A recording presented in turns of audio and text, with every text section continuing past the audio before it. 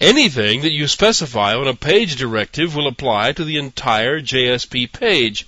It normally doesn't matter where in the source code you place the page directive. It always applies to the entire file. You can use the page directive as many times as you like in a JSP page, but you can only use each attribute of the page directive once. The exception to this is the import attribute, which you can use any number of times. You can specify the language used in the scriptlets with the language attribute setting like this. So far, the only valid language is Java, and that's the default, so there's no real need to use this attribute. The translator converts the JSP code into a Java class. The default in the version of J2EE that I have is for it to extend the class named HTTP JSP base like this. If you have need to change that, you can by using the page directive. For example, you could have your class extend the vector class with this command. But be careful about doing this. Look up the default superclass in the API documentation and make certain that you won't be giving up something that you need. You can use the page directive to generate import statements in the class. This is the one attribute that you can use over and over. Or you can generate more than one import statement from a single page directive by separating the names by commas like this. You can specify the full path name, or you can use the asterisk notation. Any form that could be used on a Java import command can be used here. In the previous examples for this course, there were no import statements. If you always use the full package name of the classes, you never need to use an import statement. Now, some packages are implicitly imported, so you don't need to import them in your code. As usual, the Java lang package is always imported, but in JSP code, some other packages are imported automatically as well.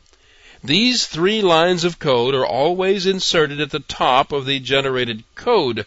Almost every class and every package that begins with the names javax.servlet is included. By the way, there is one minor limitation here. You must place the import directive in the source file before the imported class or package is actually used. The Java language was designed with the idea in mind that the import statements would always go up at the top. If you want to be able to track the session, you will need to have a session object, which you will not have if you do this. Of course, true is the default. If you don't do anything, every user will have a session object and will set cookies. If you're not going to be using the session object, you don't need it. So you can set this directive to false and it won't be there. You can save some overhead when people visit the website because it doesn't instantiate a session object for every visitor and it doesn't generate cookies. You can set the size of the buffer that's used by the out object to write the HTML code to the generated page. The default is 8K. This is a matter of efficiency tuning. You can set it to whatever size you would like, or you can just turn it off.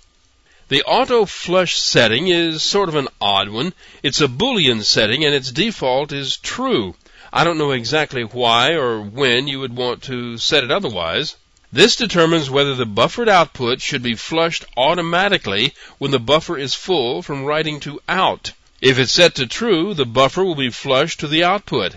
If it's set to false, an exception will be thrown when the buffer overflows. This specifies whether thread safety has been included in your code.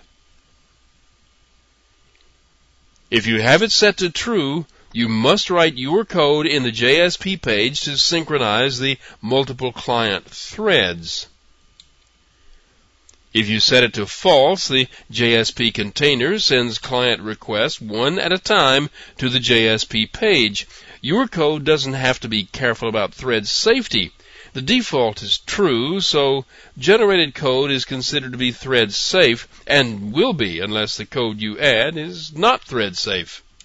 The info tag lets you specify a string of text that is accessible from inside the program. This string of text will be incorporated into the compiled JSP page, and you can retrieve the text inside your JSP page by calling the getServletInfo method.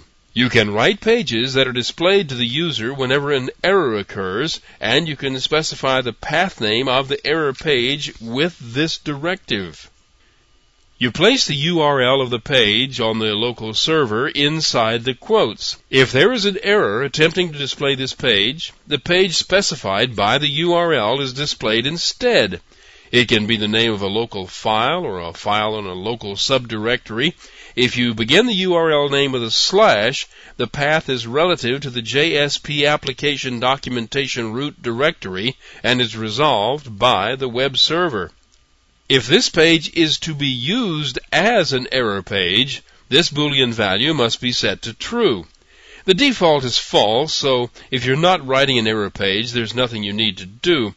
If this is set to true, you'll be able to use the exception object which is thrown by the page that's in error.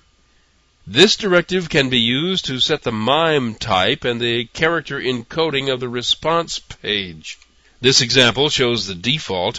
If this is what you want, you don't need to do anything. You can use any MIME type and character sets that are valid for the JSP container. That's it for the page directive. Well, that's it for the version of J2EE that I have here in front of me, but there are almost certainly to be new attributes and options added to it as time goes by.